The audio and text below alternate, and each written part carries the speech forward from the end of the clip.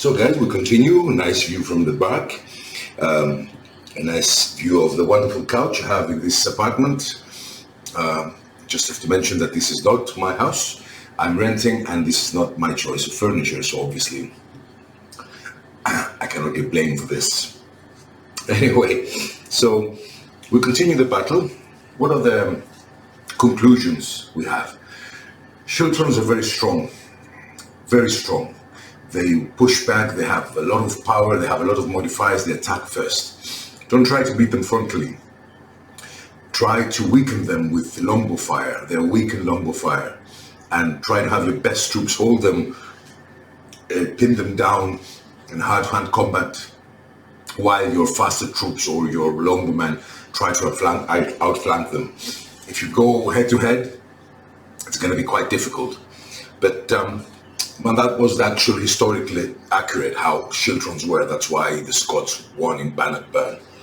And that's why the Scots, could have won battles in Neville's Cross and Hallin Hill, but they were basically decimated before they arrived and fought with the English from the longbows. So a strategy like this will be much, much preferred. So we continue with hand-to-hand combat here, and I will come back to you and show you the results. So guys, we continue. It was slaughter. I mean, the Scots are strong, but they're rolling some good dice. So one base was removed from the longbowman, one base was removed from the men-at-arms. So again, they fought depleted, one base less for each unit. The Scots scored 1, 2, 3, 4, 5, 6, 7, 8, 9, 10 hits, and the English scored 3 hits. So if we remove, let's start removing now. Let's start adding. So we have 2 for close order and depth. The same for the Scots. It's crazy. And we will remove 1 for the Scots for being discouraged, 1 for the English for being discouraged. We don't have anything. The Scots are nervous because they are flanked here. So 1 removed from the Scots that are nervous. So the result will be 4 for the English, or let's remove 4 for the Scots. These are cancelled, and we have 1, 2, 3, 4, 5, 6. 6-0 for the Scots, and let us see how this works. Now, so let's see how this line of battle works. The longbowmen will divide by 2 because they have 1 support, so they lose by 3, round it up. The English divided by 2, they have the longbowmen and the other unit of men-at-arms, so 3 divided by 2 is 2. By 3, excuse me, it's 2. And this English unit again divides by 3, so again 2. Now, losing by 2 would mean that units are discouraged, fought back, continue fighting. So all units will fall back 4 inches, discouraged, continue fighting. Now, the Scots will push back the English, but there is a great opportunity here for the English now to start outflanking the Scots because the Scots are really strong. Now, on the other hand, though, the Scots, with a lucky roll, managed to rally the longbowmen. Rallying is quite difficult, but they rolled double ones, so they managed to rally just barely. And this would be an interesting situation. So let's push back the English and see what's happening. So the English are pushed back even more, discouraged. But there's a great opportunity here for the English longbows to turn and outflank the Scots. That's the only chance, although the Scottish, their comrades, not to get a flank or attack the outflanker. So it's a matter of speed now. So let's do the moves and see how it's going. You see things are looking very bad for the English here. So as you can see, unfortunately, the English cannot turn. Turning takes some time. You need 75% of your move, and it takes some time. You cannot just turn around unless, 90 degrees, unless you are a trained unit, and you're not here. We don't have trained units in the 100 Years' War. And the Scots quickly moved forwards after they rallied, and now they're opposite the English. I think there's going to be a shooting here, longbow shooting. I think the English have a chance of breaking the Scots again, and then they can turn around. So that will be interesting to see how it works. I will do the shooting, and then I'll come back to you. It's getting darker. Let us finish this part of the game. So guys, let me give you an update. I'm not going to continue. The light's getting dark. We're going to continue next week. So the English managed to hold their line in the next hand-to-hand combat. They managed to hold the Scottish and keep their line of battle. The English longbowman shot at the Scottish archers without any success. The Scottish archers shot back without any success either. So these two units are pinning each other. The development of this hand-to-hand battle, maybe it will be hand-to-hand combat. It depends on the strategy of the generals. I think would be very important for this melee. If the English manage to get rid of the Scots and turn and attack in the flank, they will have a great advantage. If the Scots manage to ping the English, it's quite difficult. The Scottish schiltrons are very strong, and they were not weakened enough from the longbow fire during the movement. They moved slowly. So I don't know if the English will be able to push them back, but you never know with some good die rolls what could happen.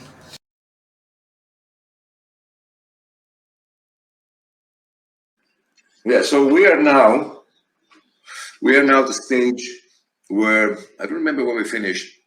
I moved the longbowman to outflank the Scots, but unfortunately, by good luck of the Scots, the commander managed to rally them. So again, we have a situation here. The English cannot outflank, but the English are quite strong. I mean, maybe with good shooting or charging, because the English archers have double-handed weapons and all. They can get rid of the Scottish archers quickly enough so they can turn and attack the Scots from the rear. And here we have, hand-to-hand combat. The English units are discouraged. The Scots, one unit is discouraged. We have 1, 2, 3 English units. The longbowman here, sorry. The longbowman here already lost 3 bases in the back, so there are only 3 bases. So there is a danger they will break and cause cohesion tests, but the English are superior units. So we're at this situation now. You want to play some rounds? Yeah. Okay. Yeah. So what we are now, we are in the shooting phase always, because we don't have any other phase, the shooting phase. And now we will have the English shooting at the Scots shooting at the English. Is simultaneous, doesn't matter. Now the English, I mean, these are my old impetus bases, but this counts as 6 bases. So you have 6 plus 2, 8 dice, and they hit with a 4, 5, and a 6. So roll, Ian. So you hit with a 4, 5, and a 6. The ones are re-rolled. The ones are re-rolled because of English archery rule. So if you roll a 1, you will re-roll it. Okay, I'll roll now. Right, I've got no ones. I've got 1, 6, 1, 5, and a 4. So 3 possible hits. Yeah. 3 possible hits. So the Scottish have a light armor. They are archers. They have a light armor, so they need to score 6 to defend. But the English caused a +1 to the defense value of an opponent when they're in close range. So that means the Scots need 7. The which Scottish got 3. That means 1 base is removed because the strength of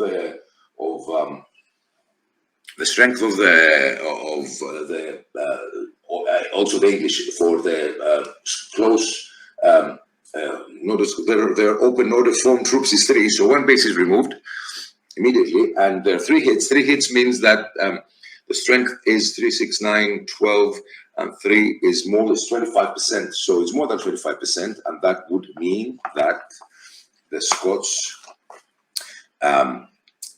get discouraged and take a cohesion test. So we take a cohesion test. Maybe the English, before I take a cohesion test, I have to shoot back because, it's simultaneous. Yeah. So the Scots have only 3 dice.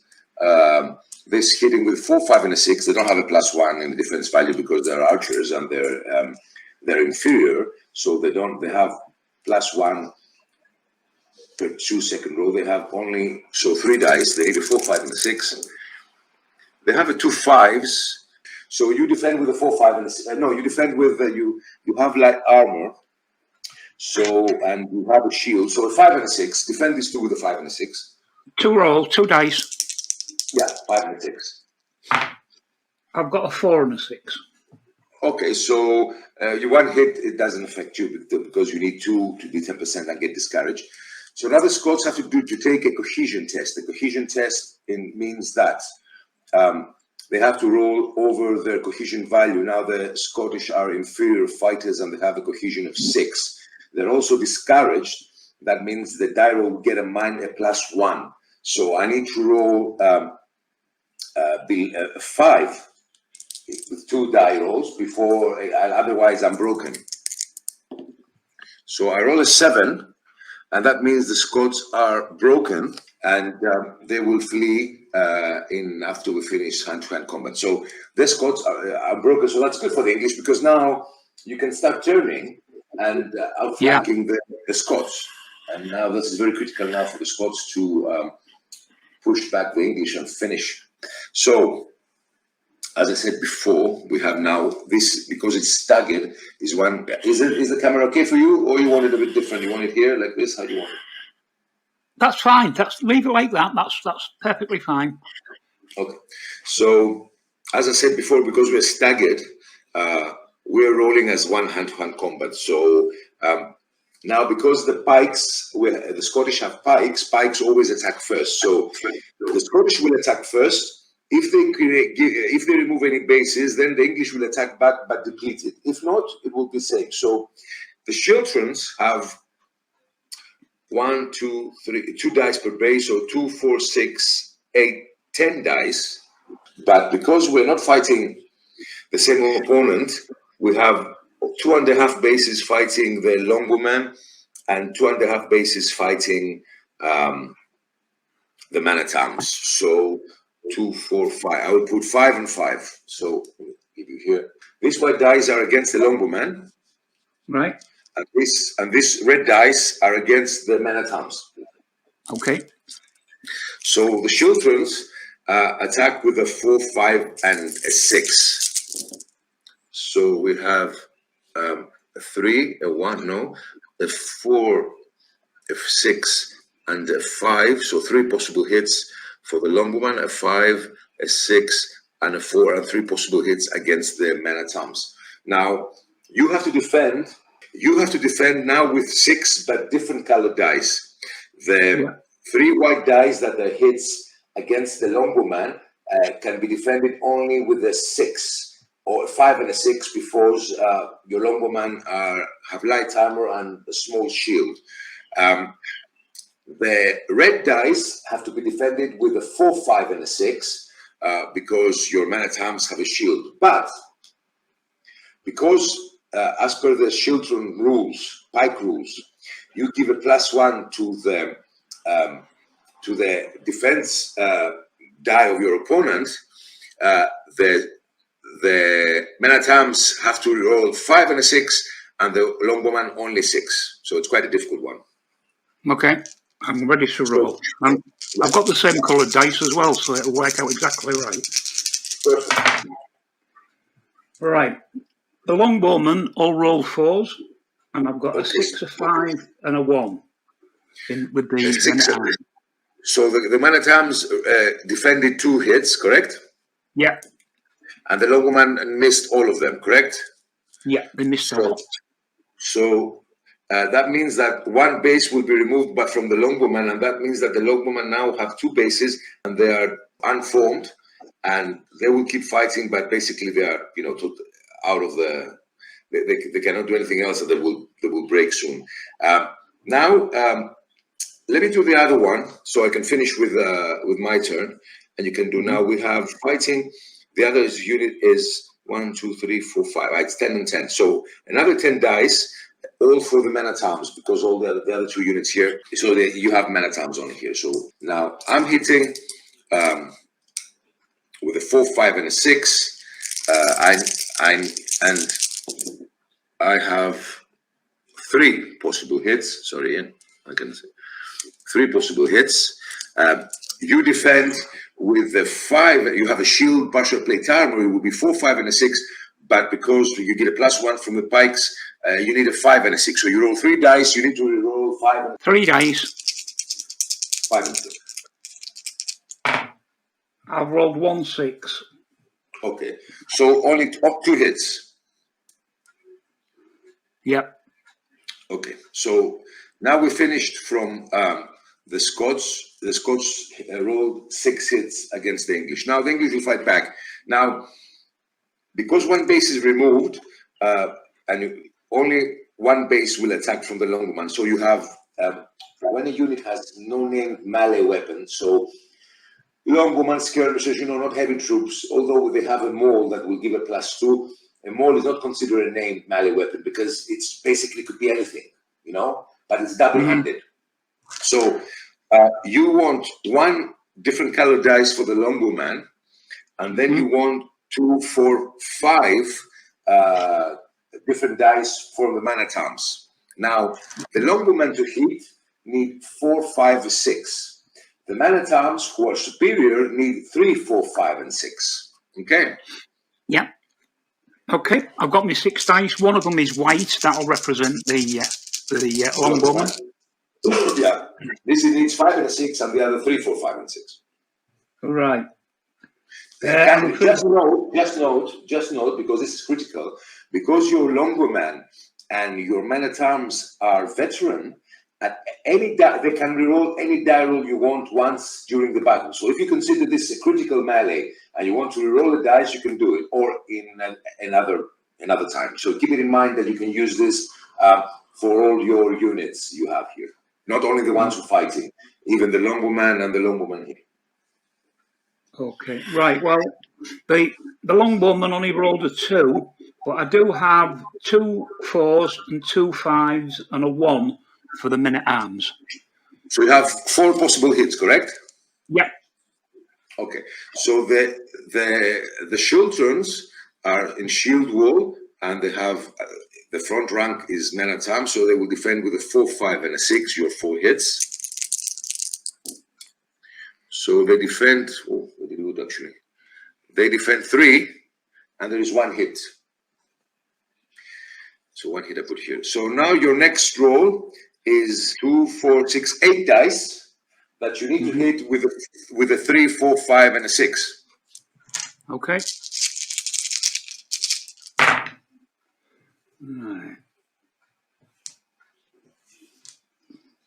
Right, I've got 6 potential hits.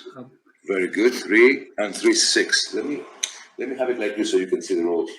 Okay. You want to reroll anything?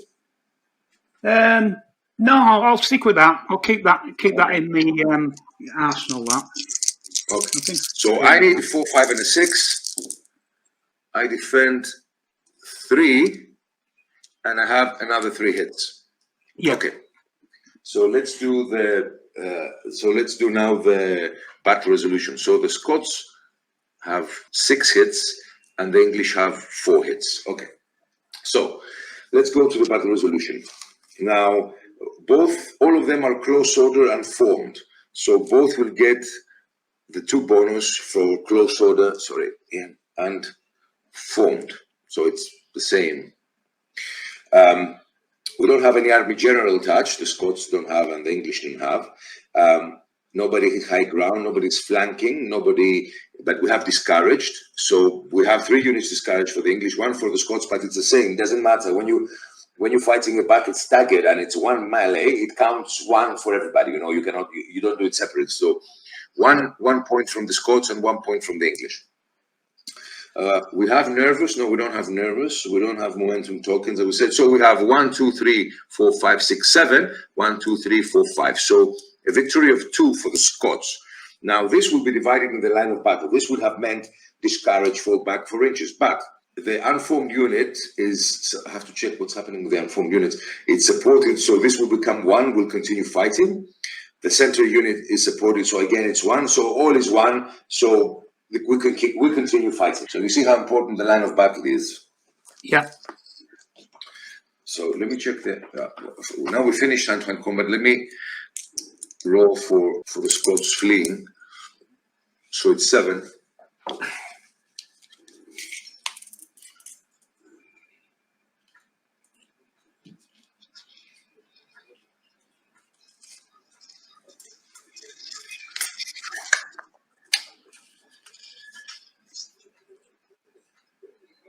Okay, so now it's very critical hand-to-hand combat.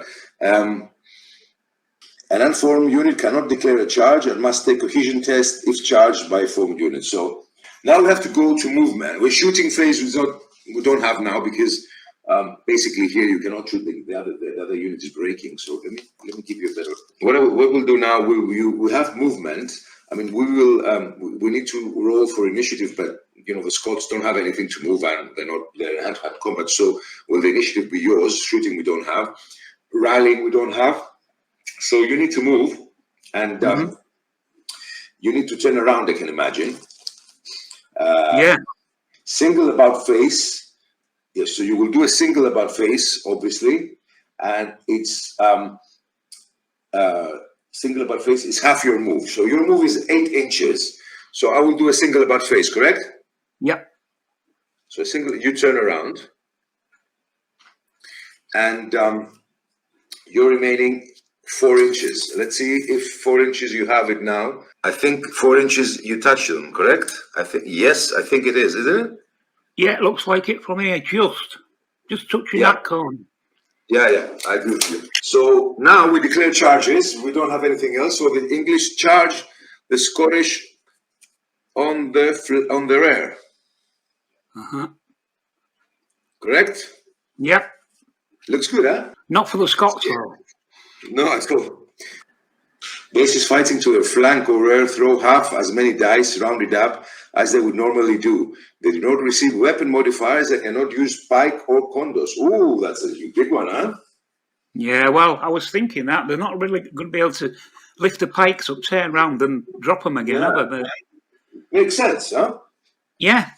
I mean, you're caught from behind. You're in a locked in a shoot-on formation. You can't suddenly start, well, the rear rank will do this. Well, you are fighting first because you are charged me in the flank. So you roll, but we have to be combined because we're fighting in the front as well. So I don't get any bonuses. I don't get any weapon modifiers, the +1 that I had, anything. And so I'm attacking with half my dice. So I'm attacking with basically, I had 10, so I'm attacking only with 5, and I don't get any bonuses, and that's terrible. You attack first.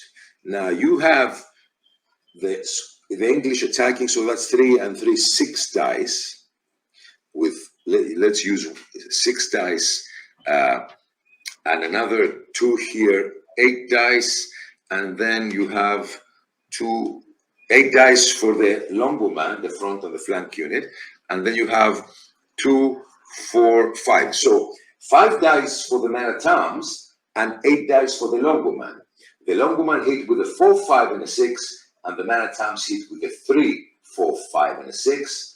And I don't get any bonuses because I don't have any bonuses because I'm flank attack. So shoot. Okay, I ain't got enough dice for everybody, so I'll do it in 2 parts.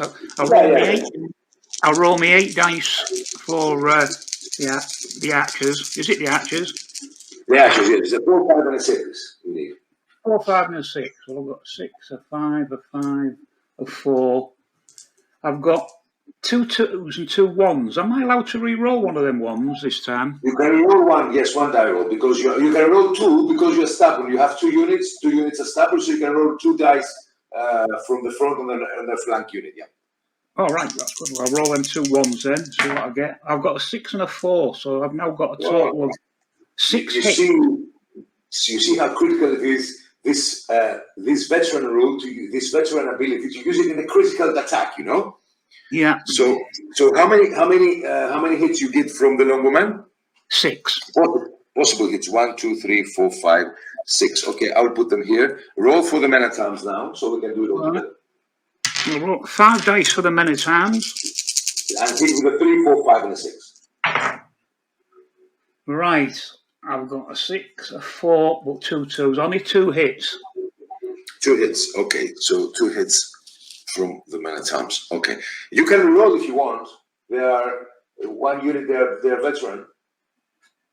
So I can roll 1 dice again. Yes, you can roll 1 dice again. Yeah. Okay. Because all your units are veteran. Oh, I got a 5, so that's 3 hits now. Good. Great. Okay, that's a massacre. So you have 1, 2. So let me show you so you can see the rolling. No, forget this. This is a Scottish. So you have 1, 2, 3, 4, 5, 6 hits from the longbowman and 3 hits from the man at arms. Now, the white dice from the man at arms, the Scots have to defend with a 4, 5, and a 6. But the longbowman, although they have a no-name melee weapons, they have double-handed weapons. You know, the longbowman can find double-handed weapons and use them. So they give a +2 to the defense modifier of the opponent. That means that these red dice have to be defended with 6. So with +2. Yeah, 4, 5, and a 6 for the white dice to defend them, and 6 for the red dice. So it's very bad actually. So 2 dice defended for the man at arms, but no dice defended from the longbowman. Oh dear. So 1, 2, 3, 4, 5, 6, 7 hits. That means 1 base will be removed automatically anyway. And let's keep them here. Now the Scots will fight back with half the die roll and no modifier. So they had 10, they will fight with 5. So they hit a 4 and a 6. You defend now the attacking. No, actually 5. Yes, we don't know where. Let's say 1 is for the man at arms, 1 is for the longbowman. So let's say you had defend with 1 die roll 6 and 1 die roll 4, 5, and a 6. Okay, I'll use a white dice for the longbowman. Yeah. I've got a 4 with a red dice against the men at arms, but the archers, I'm afraid, poor again this time too. So there is 1 hit for the archers. So is it 2 hits for the Scots? Yeah. Oh, no, I've defended 1 from the men at arms. So 1 hit. Okay. So let's roll for the other melee that is normal. Now the Scots are attacking first because they're not flanked. So 10 for the Scots. They hit with a 4, 5, and a 6. The English. Let's roll. So we have, actually it's good. There is 1, 2, 3, 4, 5 possible hits against the English. The English have to defend this 5 with a 5 and a 6 because they get a +1. The Scots being have mass spike. So you need to roll 1, 2, 3, 4, 5 and defend with a 5 and a 6. Remember, you can re-roll any dice if you want. Okay, so I've got 5 dice and I'm looking for 5s and 6s. Yeah. Right. I've got 2, so I'm going to re-roll. How many dice can I re-roll? Just 1? Yes, 1. Because you're 1 unit here, yeah. Okay. A 3, so no good. So 2. 2 hits. 2 hits. So you're fighting back with 2, 4, 6, 7 dice. No, so 2, 4, 6, 7 dice, and you hit with a 3, 4, 5, and a 6. Okay. 7 dice. Oh, this is looking a lot better. I've got 6. 6. Okay, fantastic. So I have to roll 6 dice, and I have to defend with a 4, 5, and a 6, having shield wall. Let's see. I have 1, 2 6s only, and 1, 2, 3, 4 hits. Ooh, that would be a massacre now. Let's do the resolution. That's interesting. So, scored by the Scottish. Okay. Yeah. And 1, 2, 3, 4, 5, 6, 7, 8, 9, 10, 11 by the English. This flank attack was, I don't have space to put the dice. Well, at least you can see me dice this time. You know. Because you think I'm bloody got a dice for the dice with all 6s on. Yeah. So let's see the battle resolution. Both depth bonus and close order is lost when you're fighting attack from the flank. Now, we have a unit that is fighting and not attack on the flank, but that's a good question. But let's say we give close order and form to the English, but let's not give to the Scots. I have to clarify this. Now, then what we have here, we have Army General High Ground, but flank attack, no, it's rear attack. So it's +2 for the English. Fucking hell, that's a nightmare. Yes, okay. You're going to run out of dice soon. We don't have nervous. We have discouraged. Both and Scots and the English will remove 1. And let's see the overwhelming numbers. No, we don't have overwhelming numbers. So we have 1, 2, 3, 4, 5, 6, 7, 9, 10, 11, 12, 13, 14, and 2. So we remove 2 and we remove 2, so we have 12. That would mean that this has to be divided. It has to be divided for the line of battle, and that means 6. And that would mean 6 for this unit. 6 for this unit would mean automatic break and flee. Is they break and flee, but I mean you could play it, but this unit here cannot flee because it's flanked, so it breaks automatically. So let's say this unit flees, it breaks and flees. We roll 2d6, so we roll a 5 and a 5 and 10. So let's say this Scots. Let's do the battle with everything, so we can we know what's happening when fleeing, because when we have many units, we'll have many situations like this. Battle will be not finished when a unit is breaking and fleeing. Now, if the Scottish had units that they were not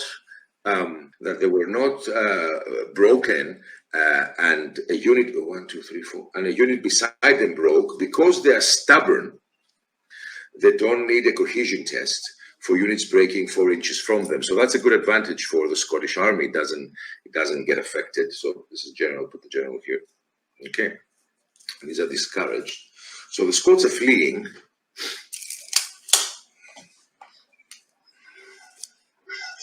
Okay. So the Scots are fleeing. Now, this Scottish unit is broken. So if a unit has declared that it wishes to avoid pursuing its defeated enemy, it must take cohesion test. If it passes test, it needs not to pursue. Once this decision has been made, units roll 3d6 or 2d6. So, do you want to pursue? I can imagine you want to pursue. Yeah, let's play it out. Let's play it out. Because there is no other unit to threaten you. Your line of battle. That's finished. So, roll 2d6 for. So let's do it here. You have roll 2d6 for your man at arms, and let's see how this will play out. I've rolled a 4. A 4. That means you don't catch the Scots because the Scots fled with 10. So you roll a 4, and that means you move here. Yeah, you can try with them, but you will block here. No, so you don't reach the Scots who are running like crazy. Yeah. Pursuing other fleeing troops, pursue the fresh enemy. When a unit pursues, or even if you push back, but your opponent cannot follow because it's blocked by another unit that's not blocked, this unit cannot charge immediately. It has to be disorganized, and if it fights disorganized and gets -1 in the combat resolution, or it needs to stay mobile for the next round, and then it regains this full. It's logical. It's actually very logical, huh? Yeah. So how this would play now, it would be that I'm doing another fleeing move. For example, for the Scots, I'm doing 6. So they continue fleeing. I'm trying to rally them. Let's see how rally works. Okay. Mm-hmm. Now, rallying is difficult.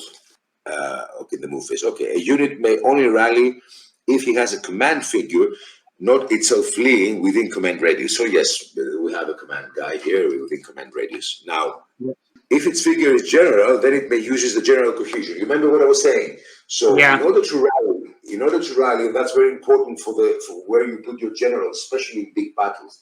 In order to rally, you need to have a general or a captain in command range, so you will be able to rally. But in order to use a better cohesion value, you need to have the army general. You understand? Yeah. So A rally test is like a cohesion test, but employs 2 additional modifiers in addition to the discouraged and depleted.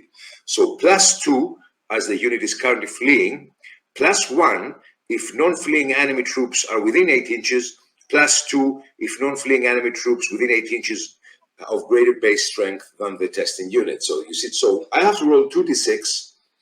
Let's see now. Now the cohesion value of the Schultron, because we're using the best units, and this is the Scottish men-at-arms, would be 8. So I need to roll 8 and below. But I have the captain here, who the captain has a general, who general has a 9. So I can use a 9, but I have a +2 because I'm fleeing. So +2, that will mean my die roll. Also, I have +1 non-fleeing troops within 8 inches. So you saw pursuing was good because you are within 8 inches. So you applied the second modifier as well. If you didn't pursue, this would not have been applied. So I would have only the +2. Difficult again, but now I have a +3. Correct? Yeah. So I have to roll 2d6 +3 to reach 9. So I have to roll 6 with my 2d6, correct? Yeah. So I roll 8, so I fail. So the procedure continues until the troops are off the field. But this should be good for when Nick gets his reinforcements through, because we do intend to do some of the bigger battles in the wars of the Scottish independence. A bit of a difference from the French. So we'll see how we get on against the Scottish. But this was just a test game. I mean, I came in halfway through. Part of the battle had already been fought. So. But the rules work very well. I like the rules, so point. Especially with this new 100 Years War supplement. Yeah, boss, I like it. I like how all the modifiers are relevant. Yeah. I think it's that. Yeah, that rear attack was what did it, because I think on the next turn, them Schultrons would have certainly broken that weak longbow unit on the flank and probably pushed the English men-at-arms back anyway. So I think that was a timely move, because I think otherwise this would have been chalked up as a Scottish victory. Yeah, but I think I like the modifiers. I like the mechanics and this supplement also. And also, I think it's you and me played many 100 Years War battles, and this is a 100 Years War battle, a bit different. But I think it works well, and if you follow historical strategy, you win.